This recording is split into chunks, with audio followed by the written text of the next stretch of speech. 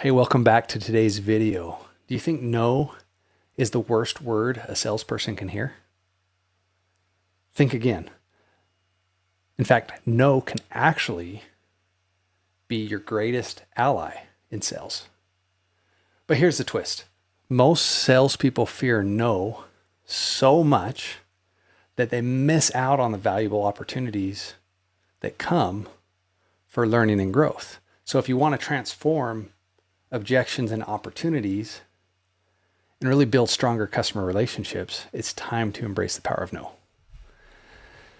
And I think for so long in my career, no scared me to death.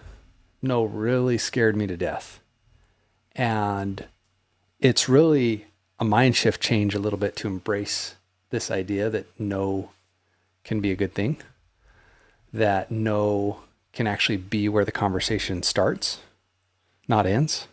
And so I want to go through a few, 4 or 5 points about the power of no. So one, how it can help you uncover needs and objections, how it actually can help you build some trust and rapport, how it can create a sense of urgency, how it can help you qualify your leads, and it's a way to learn and grow, right? So when a prospect says no, it's not necessarily the end of the conversation. Often it's really, maybe you've heard the phrase, no is yes, but, right? So a lot of times our client wants to move forward and they say no because there's some hesitations they still have. So, simply you can start by asking, hey, what are your biggest concerns about moving forward? Or what would need to be different for this to be a good fit for you? Can help you really gain some valuable insights. And so I think if we just recognize that no, or that an objection is really just an opportunity to help our client, not the end of the conversation, like that can start to get exciting. Also, I've found that it builds a ton of trust, that embracing no can really help your clients feel like they're in an environment without pressure, an environment without judgment, and show that you truly care about their needs and you're not just focused on closing the deal. You'll hear me talk often about asking questions that allow them to say no early in the conversation on purpose, because no helps you feel safe. No helps you feel protected. And so I want to invite some of that, and I want them to feel like they can tell me no. I'll sometimes ask, hey, you wouldn't move forward. Early in the conversation, I'll ask, hey, you wouldn't move forward today if this didn't make sense, would you? Well, no. Okay, good. And I want you to just tell me that, okay? Will we agree that if this doesn't make sense, you'll just tell me? Okay, yeah, I'll tell you no. Perfect, right? I want them to feel like I'm okay with it, that I'm not showing up with commission breath, that I'm not there to try and twist their arm, that I'm there truly to see if I can help solve a problem with my product or service. So no can also be a powerful motivator. When a prospect realizes they might be missing out on something, they might be forced to take some action, right? So sometimes we want them to say no to where they're at in their life. Like, we want them to realize that, is it okay for you? Like, can you continue doing the things you're doing right now and expect a different result? No. Like, are you willing to let this problem continue on and on and on in your life? No. Like, sometimes they need to say that out loud, that they're not okay with things how they are right now and that they've got to do something different. I think we also got to realize too that sometimes no is just part of the qualification process, right?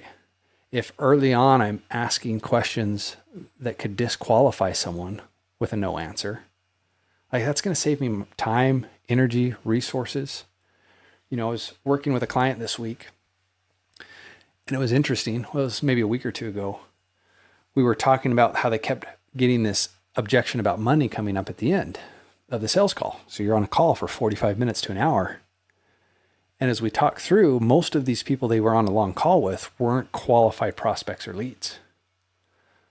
And they have a really good system. And so it's like, hey, let's add something into the system that maybe talks about how long they've been in the business for, or what kind of funding they have, or do they have any current systems that are like yours already?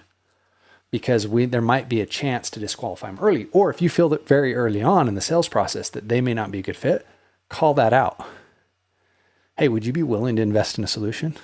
Well, I don't know. I've never thought about that before. Okay, would you? Okay, what would that look like? Well, I don't really have the money to. Well, what do you mean? Like when you say you don't have the money, like if this could get you there, what would that be worth to you? Right? Like if we could get someone to see that spending 100, 300, maybe spending 5, 10 grand, right? But if they don't have the resources or capital, let's disqualify them early on and save our valuable time to speak with the prospects and people that are the right fit.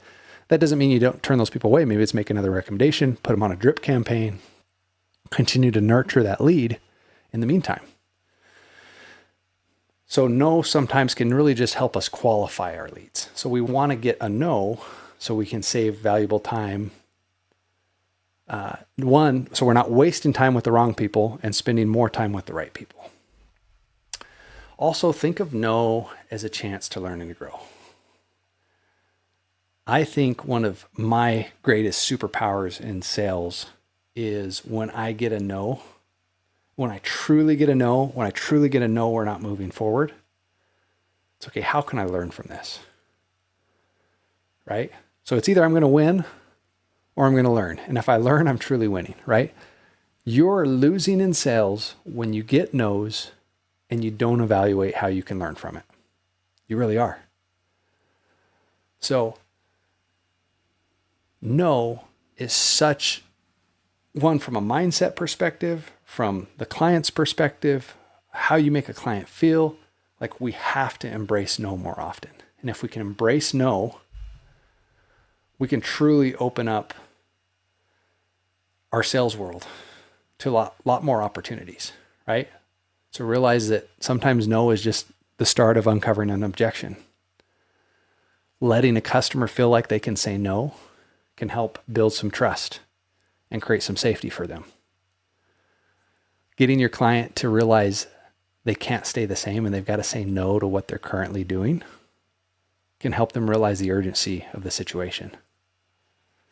No is an important part of qualifying or disqualifying leads.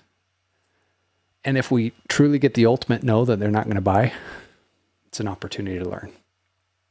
I'm Drew Norton, the Everyday Sales Leader, and this is your daily dose of sales inception.